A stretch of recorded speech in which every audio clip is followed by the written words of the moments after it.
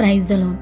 ఈరోజు దేవుడు నీతో చెప్తున్న మాట, అనేక సందర్భాలలో నీవు ఓడిపోతున్నప్పటికీ, ఎదురైన అవరోధాలు సమస్యలు వస్తున్నప్పటికీ ఎక్కడ తప్పు చేశానా నేను అని ఒకసారి పరీక్షించుకోవటానికి కూడా ఇష్టపడరు.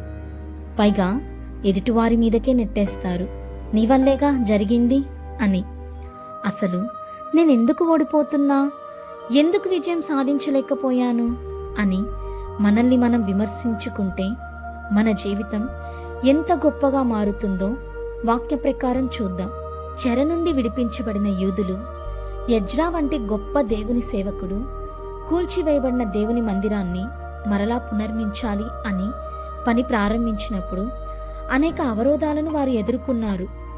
అటువంటి సందర్భాలలో వారు దేవునికి వ్యతిరేకంగా చేసిన తమ తప్పులను ఒప్పుకున్నారు.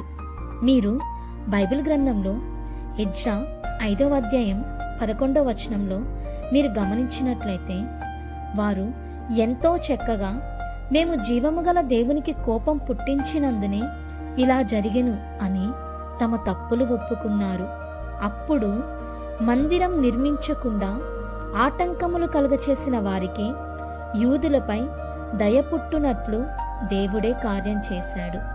అలాగే ఈ రోజున నీవు నేను కూడా ఇలానే మనల్ని మనం పరీక్షించుకుంటూ, ఏ విషయంలో అయితే మనం ఓడిపోయామో దానికి కారణం ఏమిటో వాక్యానుసారంగా తెలుసుకొని, మన తప్పులను, మన అవిధేయతను, అవిశ్వాసమును తెలుసుకొని మనం కూడా ఇదే రీతిగా ఒప్పుకుంటే దేవుడు మనకు సహాయం చేసి, ఎక్కడైతే నీవు ఓడిపోయావో అక్కడే తన మహాకృప చొప్పున మనకి విజయం కలుగచేస్తాడు.